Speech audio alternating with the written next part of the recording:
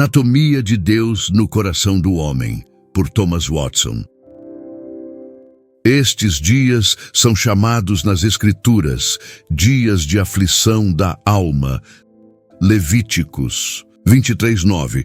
Porque qualquer alma que não for afligida naquele mesmo dia será cortada do meio do seu povo. E certamente essa pode ser uma razão pela qual há tanta aflição de estado, porque há tão pouca aflição de alma.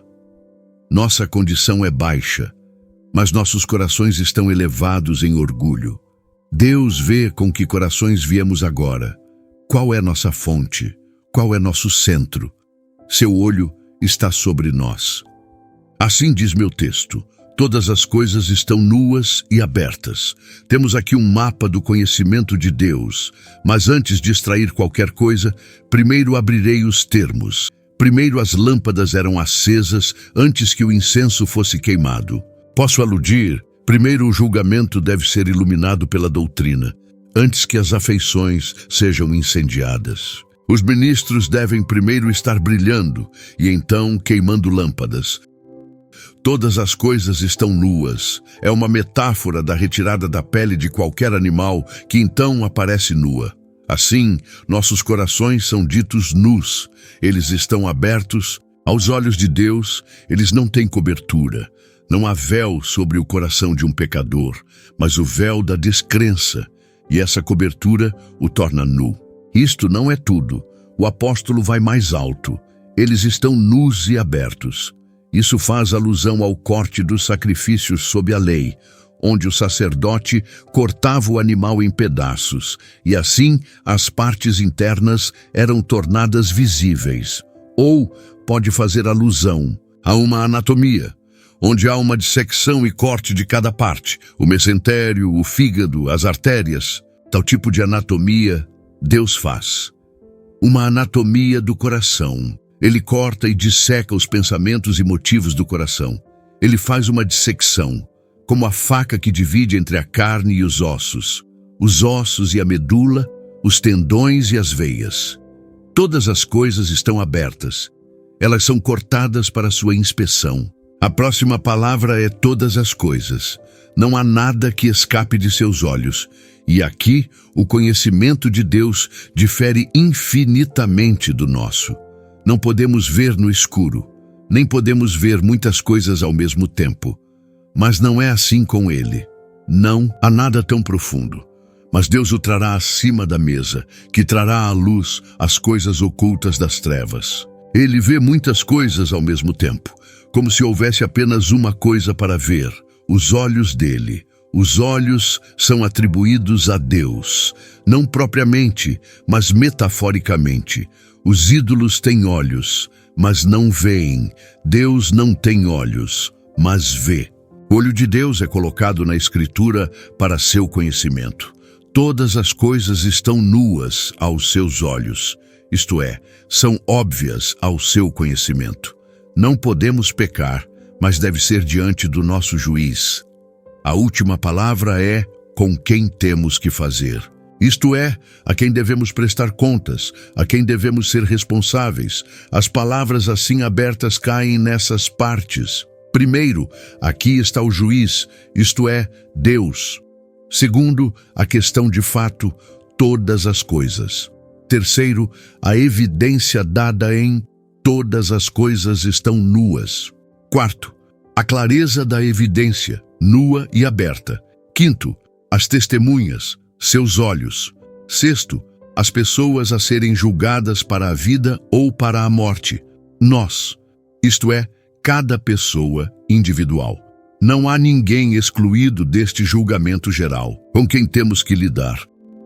A proposição sobre a qual me alongarei é esta: que os desígnios mais secretos do coração do homem são todos desvendados e claramente anatomizados diante do Senhor. Eu poderia produzir uma nuvem inteira de testemunhas, dando seu voto e concordância total a esta verdade. Eu descansarei em 2 ou 3, para que na boca de 3 testemunhas esta grande verdade possa ser estabelecida.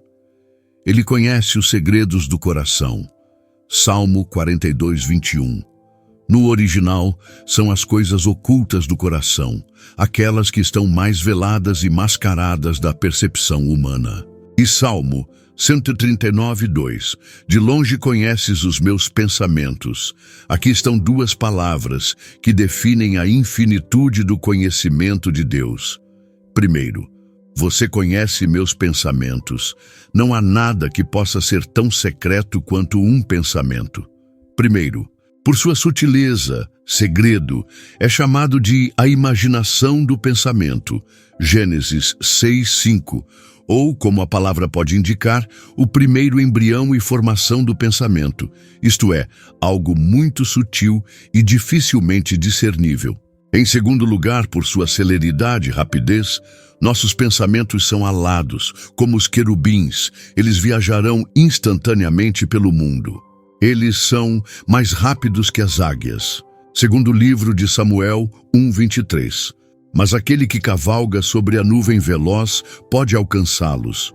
Ele pode ultrapassá-los. Terceiro, por sua complexidade. Nossos pensamentos estão emaranhados uns com os outros. Ainda assim, mesmo esses pensamentos são conhecidos por Deus e colocados em sua esfera apropriada.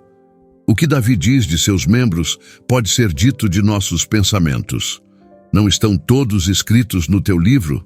Primeiro, longe, isto é, Deus conhece nossos pensamentos antes que nós mesmos os conheçamos. Ele sabe quais são os desígnios do coração e quais os homens certamente perseguiriam, se Deus não tivesse virado a roda para outro lado.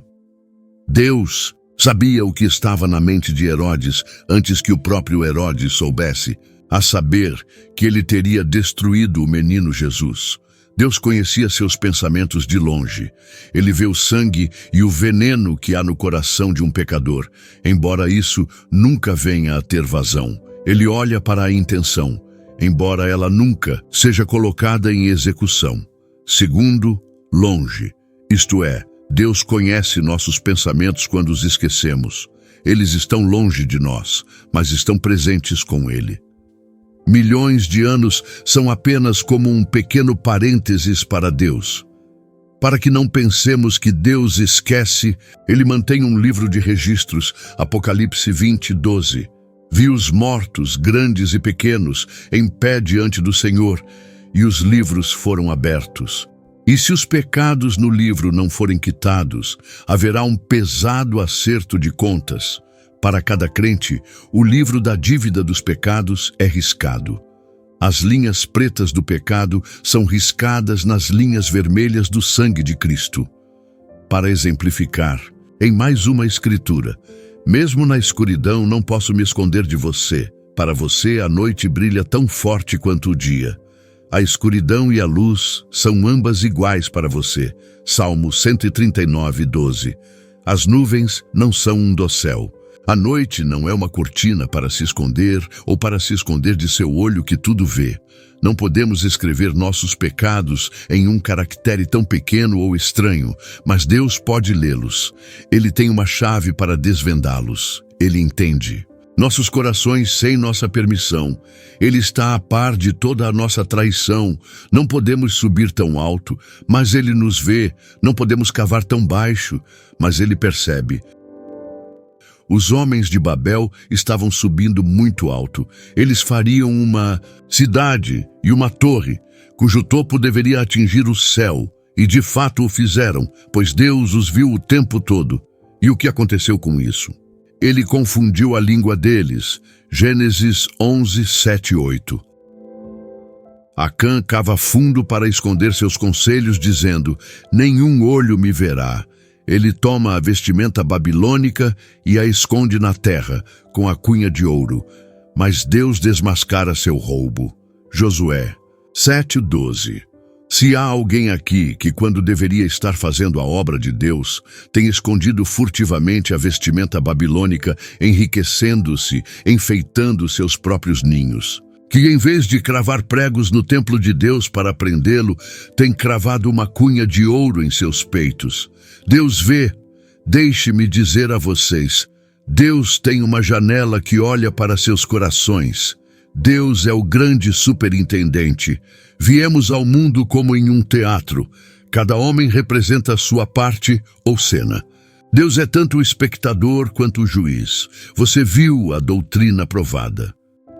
Para a amplificação, consideremos o que é o conhecimento de Deus. É um ato puríssimo pelo qual ele conhece em um instante todas as coisas passadas, presentes e futuras, de uma maneira mais perfeita, requintada e infalível. Como Deus sabe todas as coisas? Motivo 1.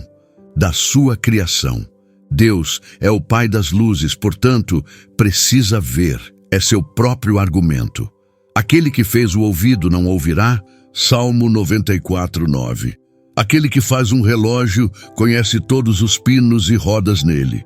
E embora essas rodas se movam contrárias umas às outras, ele conhece o movimento verdadeiro e perfeito do relógio e a mola que faz essas rodas andarem.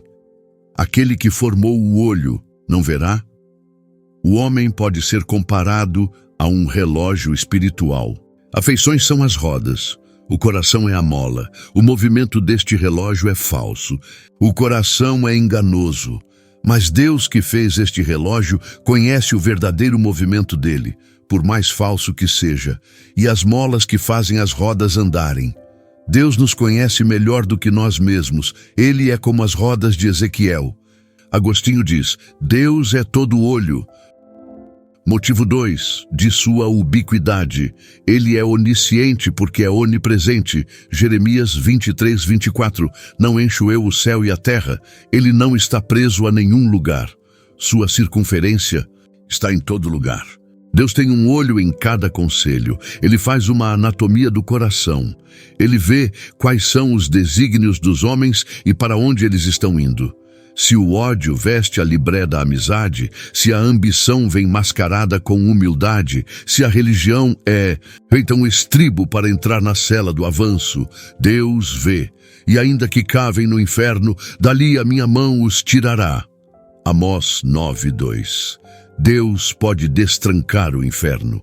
Deus observa todos os nossos atos, mas ele mesmo não é visto, como argumenta o apóstolo. Primeira carta a Timóteo 6:16. O homem pode ser circunscrito, os anjos podem ser definidos, mas Deus está em todo lugar. Seu centro está em todo lugar. Mas não está dito em Gênesis 18:21. Eu descerei e verei se realmente se cumpre conforme o clamor. Resposta.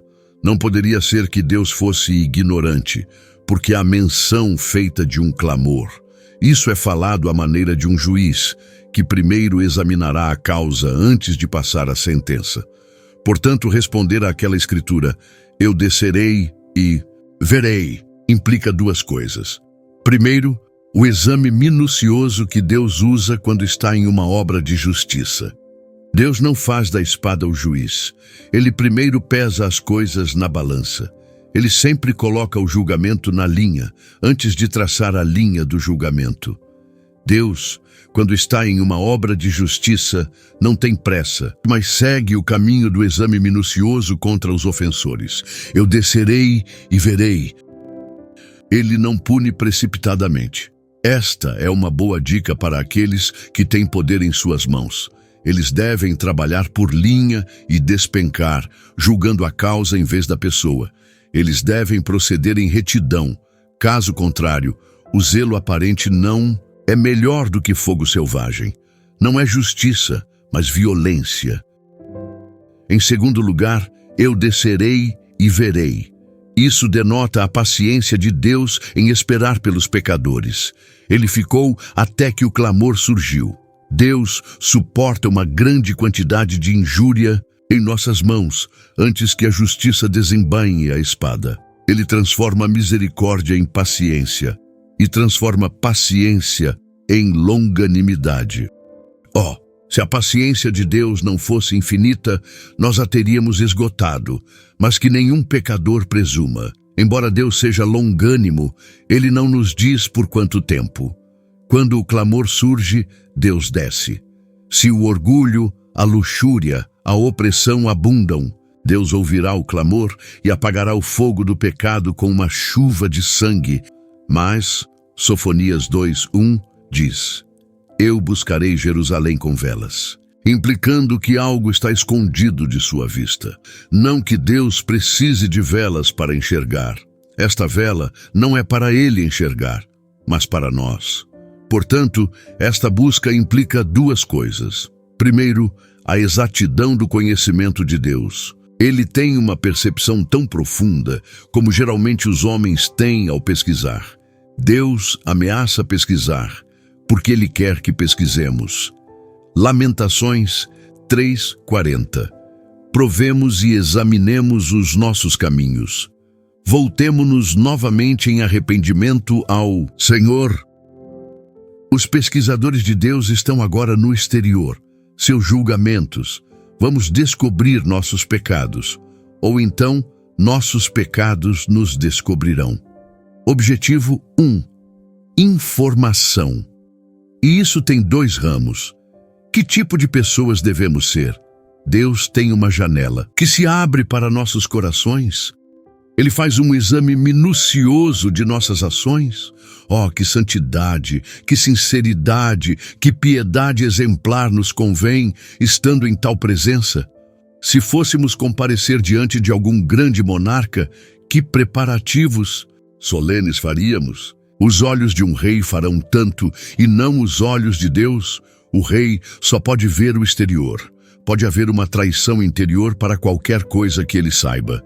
Mas Deus tem uma chave para o coração. Jeremias 17:10.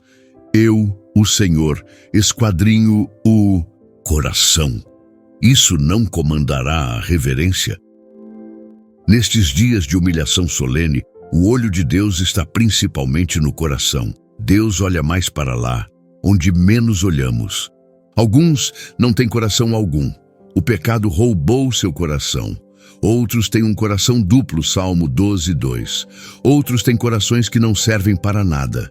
Corações terrenos, como Saulo que estava escondido entre as coisas. Alguns têm línguas de anjos, mas como Nabucodonosor, ele teve o coração de uma besta dado a ele. Irmãos, se nossos corações estivessem onde nossos rostos estão, abertos a todos, este seria um dia de rubor. Teríamos vergonha de olhar uns para os outros. Lembre-se, Deus tem uma chave para o coração. Quando chegamos a esses deveres solenes, Deus faz essa pergunta, como Jeú fez com Jonadab, segundo o livro de Reis 10:15. Ele o cumprimentou e disse a ele: Seu coração é um com o meu? Sim, é. Respondeu Jonadab. Se você é, disse Jeú, então me dê sua mão. Então Jonadab estendeu a mão e Jeú o ajudou a entrar na carruagem. Esta é a pergunta de Deus. Vocês vêm hoje para se humilhar e fazer expiação, mas seu coração é um com o de Deus? Se pudermos responder como ele respondeu: Senhor, você sabe que é. Embora eu tenha muita fraqueza, meu coração é reto. Embora eu não seja perfeito, espero ser sincero. Então Deus dirá: dê-me suas orações, dê-me suas lágrimas, suba comigo para a carruagem. Uma lágrima de um coração sangrando é um perfume precioso no céu. Se considerássemos este olho que tudo vê, não ousamos trazer tanto fogo estranho para a presença divina. Lemos sobre as rodas de Ezequiel. Elas tinham uma roda dentro de uma roda. Assim, Deus tem um pensamento dentro de um pensamento. Ele fica entre nós e nossos pensamentos. A deusa Minerva, como os poetas fingem, foi desenhada em cores tão vivas que para onde quer que alguém se virasse, o olhar de Minerva ainda estava sobre ele. Assim, vire-se para onde você quiser. Apaixone-se por qualquer pecado. Ainda assim, Deus olha para você. Ele tem um olho em seu coração. Que tipo de pessoas devemos ser? De que consequência perigosa é agir contra Deus? Ele vê e seu conhecimento está armado com poder. Aquele que tem um olho para ver, encontrará uma mão para punir. Se houver algum desígnio contra Deus, embora levado a cabo com tanta sutileza, lembre-se de que há um conselho de guerra que se reúne no céu. Contra Deus, dirão alguns, de maneira nenhuma. Há 4 coisas, e se agirmos direta ou indiretamente contra qualquer uma delas, agimos contra Deus, e Ele vê isso. Primeiro, se agirmos contra a sua verdade, agiremos contra Deus. Verdade é um raio de Deus, é sua essência, é a pérola mais oriental de sua coroa. Tire sua verdade, e nós o desdeusamos. A verdade é a semente preciosa pela qual somos gerados para a vida. É o pilar de nossa salvação. A verdade não é apenas a regra da fé, mas é a raiz da qual a fé cresce. Tire a verdade. E o que é fé, se não fantasia? Estaríamos apenas acreditando em nós mesmos no inferno. A verdade é a grande compra do sangue de Cristo e foi transmitida a nós no sangue de muitos santos e mártires. Se atacarmos a verdade, atacamos Deus. E Deus não vê isso? Dê-me permissão para pleitear na causa de Deus. Não é este vinho puro da verdade, misturado com água, ou melhor, com veneno. Como as verdades de Deus estão quase perdidas na multidão de erros, a maioria das verdades da Palavra de Deus são agora questionadas. Alguns negando as Escrituras, outros negando o Senhor que os comprou. Não apenas os fundamentos da terra estão fora do curso, mas até mesmo os fundamentos das Escrituras estão abalados. Lemos que, quando o poço do abismo foi aberto, subiu uma fumaça como a fumaça de uma grande fornalha, e o sol e o ar escureceram. Os últimos erros que surgiram da fornalha do inferno fizeram tanta fumaça e névoa na Igreja de Deus que o sol brilhante da verdade está muito eclipsado em nosso horizonte. Quantas religiões existem agora entre nós, e a cada dia em uma nova vestimenta. Elas são apenas velhas heresias, recentemente transformadas. Nosso Salvador diz: se o Filho do Homem vier, encontrará fé na terra? Sim, certamente, ele pode agora encontrar muitas fés, tantos homens, quase tantas fés. Essas coisas são feitas, não são toleradas. Deus vê. O silêncio, quando a verdade é ferida, é um grande pecado. Em segundo lugar, agimos contra Deus, quando agimos contra sua aliança. Aliança é algo sério. Vamos olhar para nossa solene liga e aliança. Eu tremo quando leio: nós fizemos aliança não apenas contra a prelazia, mas o papado, não apenas contra a hierarquia, mas a heresia, não apenas o pecado, mas o cisma, e não fomos contra a letra dela, como a aliança é menosprezada por alguns. Como um almanaque desatualizado, aqueles que uma vez levantaram a mão para ela, agora levantam o calcanhar contra ela. Começamos a brincar rápido e solto com Deus, e por uma ninharia arriscaremos a maldição da aliança. Mas eles, como homens, transgrediram a aliança, Oséias 6:7. Ou como no hebraico, eles gostam de Adão. Como é isso? Por uma maçã pobre, por uma ninharia, 1 centavo, os homens colocarão sua aliança e consciência à venda. Deus vê isso. Ouça o que ele diz: trarei uma espada que vingará a disputa da minha aliança. A violação da aliança é um pecado de alta afronta, e uma afronta fará Deus desembainhar sua espada. Colocamos nossa mão e selo na aliança, e então rasgamos o selo. Se a aliança não nos segurar, Deus tem correntes que o farão. O que aumenta o pecado é que ele precisa ser contra a luz. É para ser pressuposto que nenhum homem tomaria uma venda de aliança. Ou ele foi informado, ou então poderia ter sido. Isso é o que tinge o pecado em grão. Pegue qualquer pecado, coloque-o na balança e coloque este peso com ele, que antes e quando foi feito, foi contra o conhecimento. Esta circunstância é tanto quanto o pecado em si. Embora seja apenas um pecado, pesa tanto quanto 2. A aliança é um nó de casamento. Para uma mulher se afastar de seu marido após um contrato solene, é pecado de natureza elevada. A aliança é um cinto ou fecho de ouro que nos liga a Deus e Deus a nós. O cinto, nos tempos antigos, era um emblema de castidade. Quando a aliança é quebrada, a igreja perde sua virgindade. Israel era um povo desposado com Deus em aliança, mas tendo manchado essa relação federal pela idolatria, um pecado que corta diretamente o nó do casamento. Deus lhe dá uma carta de divórcio. Diz ele, ela não é minha esposa. Oséias 2:2. Os citas tinham uma lei que se qualquer homem ligasse dois pecados juntos, uma mentira e um juramento, ele perderia a cabeça, porque essa era a maneira de tirar toda a fé e verdade entre os homens. Se todos os mentirosos e perjuros desta era fossem a julgamento, acho que dificilmente encontraríamos homens suficientes para levá-los ao tribunal. Terceiro, agimos contra Deus quando agimos contra seus embaixadores. Não quero dizer aqueles que se infiltraram furtivamente no ofício sacerdotal, mas aqueles que estão em um método das Escrituras instituídos neste ministério santo. Aquele que age contra estes, age contra Deus. Lembre-se de que Deus vê, ele escreve. Qualquer dano feito ao embaixador, o rei toma como feito a sua própria pessoa. Assim diz Cristo, aquele que te despreza, despreza a mim. Deixe-me implorar a você. Deus poderia ter vindo em sua própria pessoa e pregado a você em chamas, como quando uma vez entregou a lei no Monte Sinai. Mas então você teria dito, que Deus não fale para que não morramos. Deus poderia ter pregado a você no ministério dos anjos, mas você não teria sido capaz de suportar. Deus não está no fogo, nem no terremoto, mas na voz mansa e delicada. 1 de Reis 19:11-12. Ele se agrada em um doce tipo de humildade, de enviar seus embaixadores, e ele coloca um ramo de oliveira em suas bocas. Eles cortejam e imploram, em tudo nas afeições de Cristo. O amor não vencerá. Esta nação descartou o pão da vida.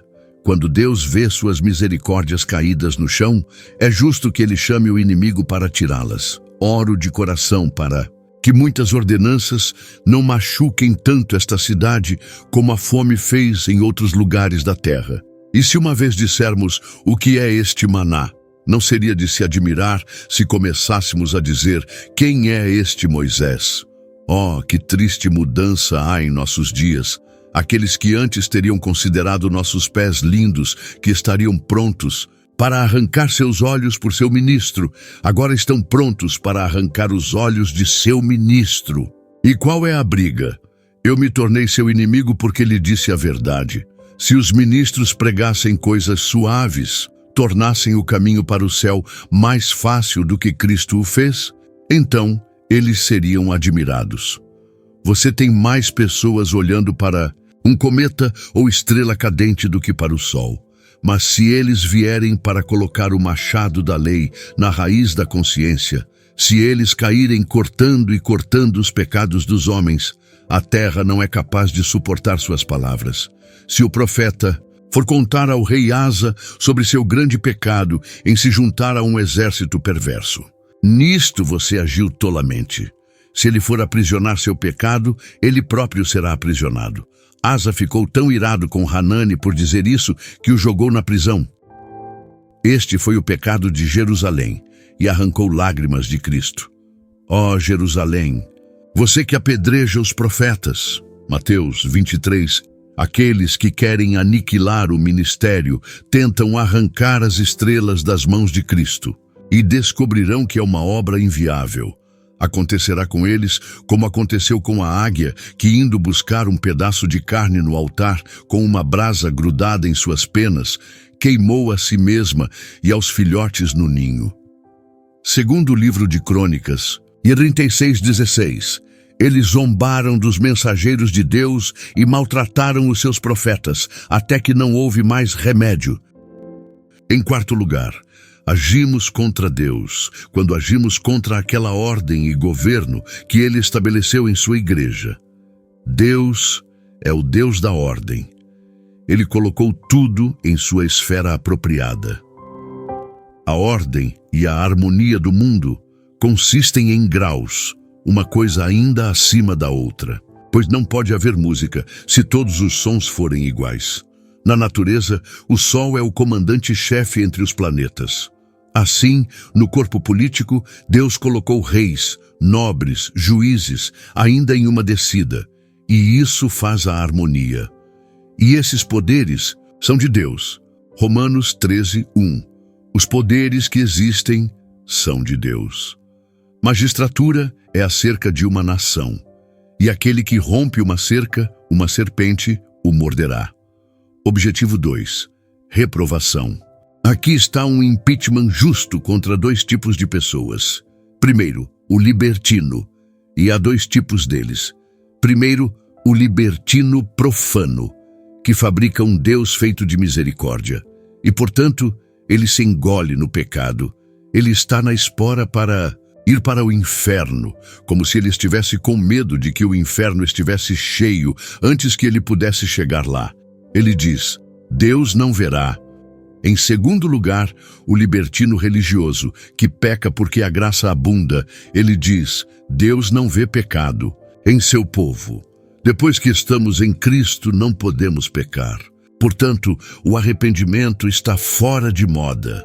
A quem refutarei de duas maneiras. Primeiro, deve haver arrependimento depois que estamos em Cristo, pois embora o pecado em um crente seja coberto, ainda assim, ele não é perfeitamente curado. Ainda há alguns resquícios de corrupção, e certamente, enquanto houver uma questão de pecado aberta, deve haver uma questão de tristeza mantida aberta. Segundo, todo pecado, depois que estamos em Cristo, é um pecado de indelicadeza, o pecado de um cônjuge. E se alguma coisa derrete e quebra o coração, é isso. Os pecados dos regenerados ferem o coração de Cristo mais profundamente do que os outros. Cristo já não sofreu o suficiente? Você ferirá aquele a quem Deus feriu? Você lhe dará mais vinagre para beber? Em vez disso, dê vinho a quem tem o coração pesado. Anime-o com suas lágrimas. Olhe para um Cristo sangrando com um coração sangrando. Em segundo lugar, ele acusa o hipócrita, que é um ateu prático, que diz: Deus não verá. A palavra em hebraico significa dissimular. A palavra siríaca, um tomador de face. O hipócrita usa uma máscara de santidade. Aquino chama a hipocrisia de falsificação da virtude. O hipócrita é um charlatão. Ele finge o que não é. Ele é como aqueles anjos que assumiram os corpos mortos, mas não havia alma para animá-los. Gênesis 19:1. Ele é uma aparição. Ele não é realmente piedoso. O hipócrita é uma imagem ambulante, um poste podre pintado. Ele é como as uvas pintadas que enganaram os pássaros vivos. Ou as belas maçãs de Sodoma, toque-as e elas se transformam em pó. Em suma, os hipócritas são como quadros giratórios que têm de um lado a imagem de um cordeiro, do outro lado um leão. Da mesma forma, eles são santos por fora, mas demônios por dentro. Os hipócritas podem ser comparados a trombetas que fazem um grande som, mas por dentro são ocas. Eles acreditam no olho que tudo vê. O hipócrita transforma toda a religião em meros aspectos externos. Ele anda com uma lanterna escura dizendo: nenhum olho verá. Ele anda por aí fazendo malabarismos com Deus, como a esposa de Jeroboão pensou em fazer com o profeta, 1 de Reis 14:6. Mas ele tirou a máscara dela. Entra, mulher de Jeroboão. O hipócrita sabe que Deus tem olhos mais puros do que para contemplar o pecado. Ainda assim, por tudo isso, brincará com a devoção. Ele se aventurará a abusar de Deus para que possa iludir os homens. O hipócrita toma mais cuidado em fazer uma aliança do que em mantê-la, e é mais estudioso em entrar na religião do que a religião entrar nele. Este texto denuncia o hipócrita. Todas as coisas estão nuas. Deus vê nossos malabarismos. Vou lhe dar duas características distintivas pelas quais você pode reconhecer um hipócrita. Primeiro, ele é alguém que é parcial em sua bondade. Ele é zeloso em coisas menores, mas negligente em coisas maiores. Como nosso Salvador reclamou em seu tempo, eles coam um mosquito e engolem um camelo. Ele é alguém que transpira apenas em alguma parte, mas é frio em todo o resto, o que é um sinal de que seu zelo está descontrolado. Ele é zeloso contra uma cerimônia, uma relíquia ou vidro pintado. Não que eu implore por estes, mas no meio tempo vive em pecado conhecido, mentira, imoralidade, extorsão, etc. Assim como os sumos sacerdotes, não é lícito, dizem eles, colocar o dinheiro no tesouro porque é o preço de sangue. Eles falam como homens conscienciosos. Não contamine o tesouro. Mas deixe-me fazer a pergunta: por que eles derramaram aquele sangue? Era sangue inocente. Eles não levarão o preço do sangue para o tesouro, mas nunca hesitarão em levar a culpa do sangue para dentro de suas almas. Eles eram zelosos pela pureza do templo, mas eram assassinos do Filho de Deus. E temos uma escritura paralela a esta, Romanos 2:22. Vocês dizem que é errado cometer adultério, mas vocês o fazem. Vocês condenam a idolatria, mas vocês roubam. De templos pagãos, vocês são tão orgulhosos de conhecer a lei, mas vocês desonram a Deus ao quebrá-la. Quem à primeira vista não teria tomado estes por homens muito santos e devotos, que eram zelosos contra a idolatria? Mas veja uma raiz de hipocrisia. Eles eram parcialmente bons. Eles odiavam um pecado, mas não outro. Eles odiavam a idolatria, mas não o sacrilégio. Embora fosse um pecado abominável e houvesse uma lei expressa de Deus contra isso, ainda assim, esses aparentes fanáticos não têm consciência de roubar a Deus de seus dízimos. E aqui, como num espelho das Escrituras, podemos ver nossos próprios rostos. Não temos muitos hoje em dia aparentemente zelosos contra o papado? Se eles veem uma cruz, embora seja em um brasão, eles ficam muito ofendidos e ficam em uma espécie de convulsão. Mas no meio tempo, não fazem nenhuma consciência de sacrilégio, privando o ministério. Eles apagam o fogo no altar de Deus, fecham as portas de seu templo. Isso não é hipocrisia visível? Há alguns, pode ser, que não serão ouvidos jurando, pois isso não estará de acordo com sua santidade. Isso seria chamar o diabo de pai, em voz alta. Mas eles defraudarão e difamarão, e tirarão o nome de um homem, o que não é melhor do que assassinato. A segunda característica de um hipócrita é que ele faz da religião uma máscara para cobrir seu pecado. Herodes fingiu adorar a Cristo, mas seu zelo não era nada mais que malícia, pois era para destruí-lo. Assim, muitas vezes, maus propósitos se escondem sob bons pretextos. Jezabel, para esconder suas intenções assassinas, proclama um jejum. Absalão, para disfarçar sua traição, finge um voto religioso. Quão astuto é o coração para ir para o inferno! Judas esconde sua cobiça sob um pretexto de caridade. Este unguento poderia ter sido vendido por 300 denários e dado aos pobres. João 12:5. Quão caridoso era Judas, mas sua caridade começou em casa, pois ele carregava a bolsa de dinheiro. Muitos fazem da religião um manto para sua ambição. Vinde, vede meu zelo, diz Jeú pelo Senhor. 1 de Reis 10:16.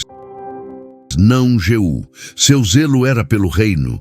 Jeú fez a religião segurar o estribo até que ele obtivesse posse da coroa. Aqui estava uma hipocrisia duplamente tingida. O hipócrita se coloca contra Deus. Primeiro, ele se opõe a ele em sua essência. Deus é uma substância, o hipócrita é apenas uma sombra. Em segundo lugar, em sua unidade, Deus é um e fez o homem um a princípio, Mas o hipócrita se tornou um homem de coração dobre. Ele dá a Deus o dízimo e deixa o resto para aquilo que ele ama mais. Em terceiro lugar, em sua bondade, Deus é bom e nele não há mistura. O hipócrita é, portanto, bom em aparência para que possa ser mau em ação. Ele é um demônio no manto de Samuel. Pilatos faria o mundo acreditar que ele tinha uma consciência sensível. Ele lava as mãos, mas ele não podia dizer como Davi: lavarei minhas mãos na inocência, pois então ele nunca teria dado seu voto pelo derramamento de sangue inocente. Deus vê nossas prevaricações.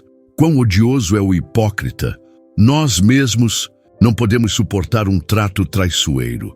Portanto, na comunidade, aquele que envenena outro tem uma punição maior do que aquele que mata com a espada, porque ele a oferece hipocritamente sob o pretexto de amizade. Judas, você trai o filho do homem com um beijo? Podemos muito bem trair Cristo com uma lágrima, como Judas fez com um beijo. Você pode ver a grande aversão de Deus por esse pecado, pois ele proíbe seu povo na lei antiga, as próprias semelhanças dela, e por sua expostulação, Salmo 50:16. Diz: o que você tem que fazer para tomar minha aliança em sua boca, visto que você odeia ser reformado? Seu hipócrita, o que você tem que fazer para se intrometer na religião, para fingir santidade? Você torna a religião odiosa e a oferta de Deus abominada? Ouça essa sentença terrível. Isaías 29:14 diz: eles se aproximam de mim com os lábios.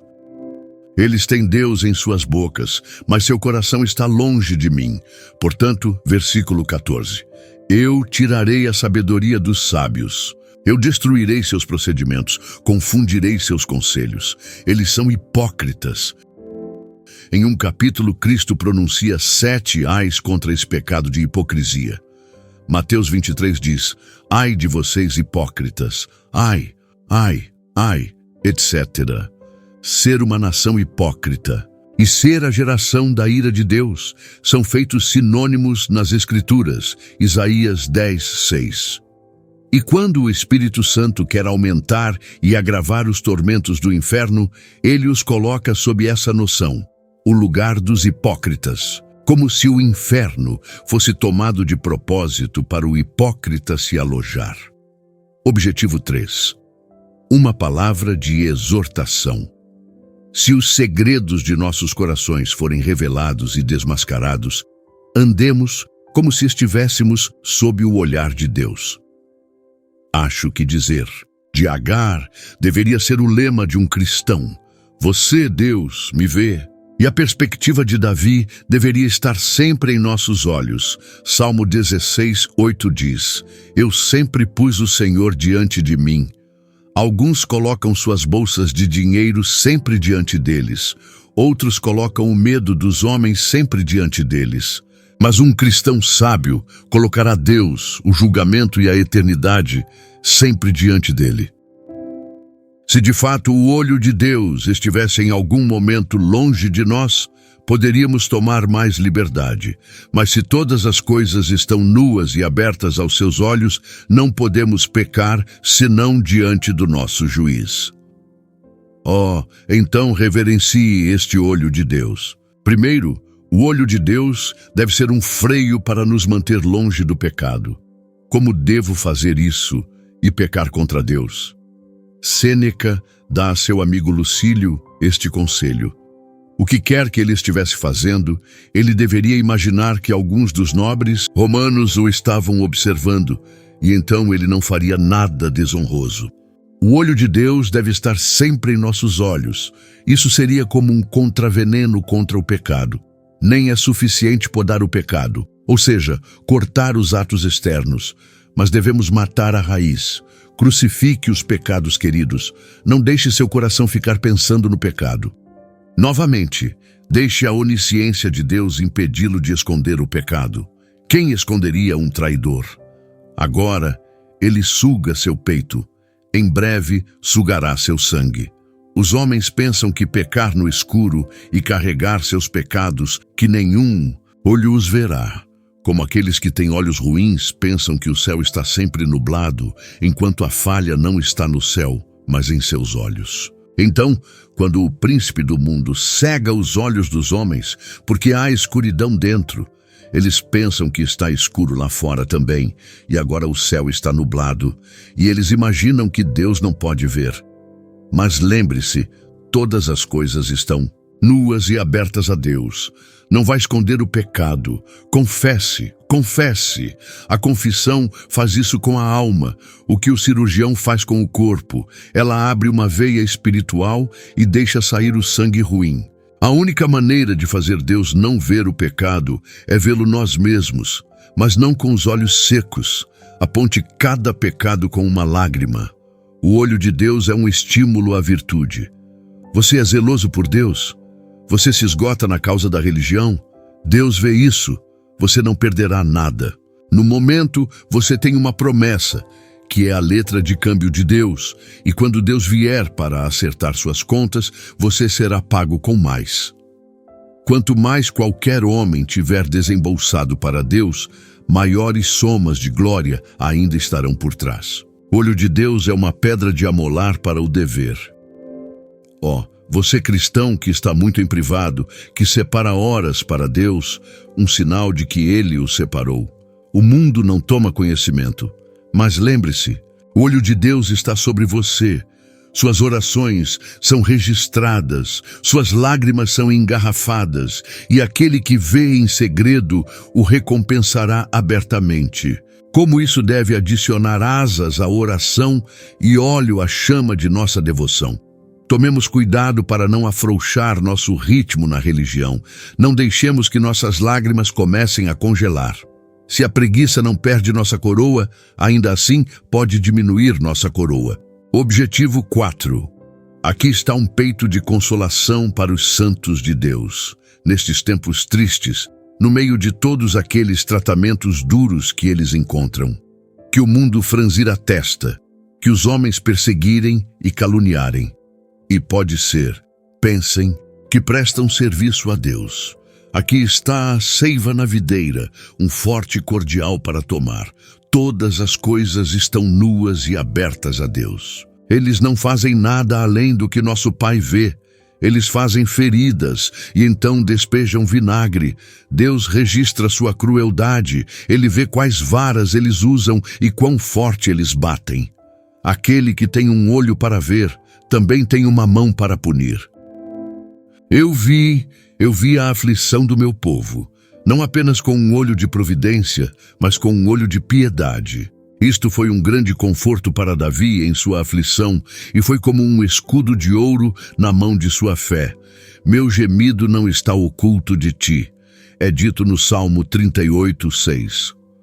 Quando eu choro, Cristo chora em minhas lágrimas, Ele sangra em minhas feridas. Há dois sangues que chorarão, o sangue das almas, quando elas foram privadas de santidade ou envenenadas, e o sangue dos santos. Não me refiro a santos sem santidade, santos nominais, mas aqueles que têm Cristo gravado em seus corações, e a palavra copiada em suas vidas. É perigoso interferir em seu sangue. Se derramarmos seu sangue, não é melhor do que derramar o sangue de Cristo, pois eles são membros de seu corpo. Em todas as suas aflições, ele foi afligido. O povo de Deus é precioso para ele. Há sangue real correndo em suas almas. Eles são suas joias, e seu coração é extremamente protetor deles. Está ferido com amor. Estou muito zeloso por Sião, estou queimando de ciúmes por ela. Zacarias 8:2. O ciúme, sabemos, procede do amor. Sou muito zeloso por Sião. O zelo é a chama do amor. Então vocês santos de Deus, sejam de bom conforto. Seja qual for seu tratamento, Deus o vê. Êxodo 14:24. Na vigília da manhã, o Senhor olhou, através da coluna de fogo e da nuvem, e perturbou o exército dos egípcios. Cuidado!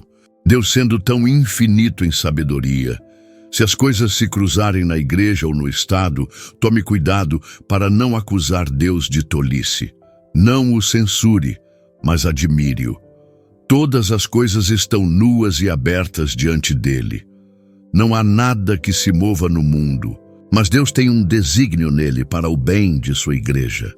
Ele leva adiante seus desígnios pelos desígnios dos homens. Todas as coisas são reveladas aos olhos da providência. Deus nunca fica perplexo.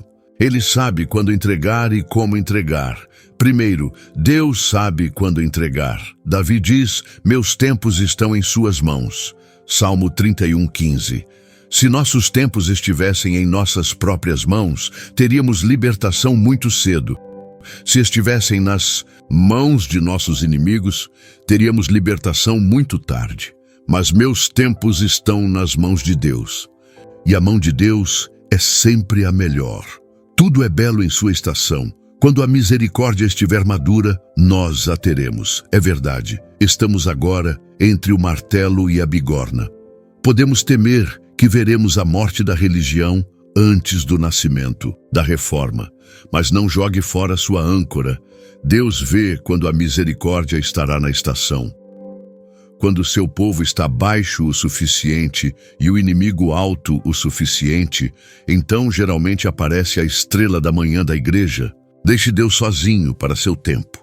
Segundo, Deus sabe como libertar. Todas as coisas estão nuas e abertas diante de Deus.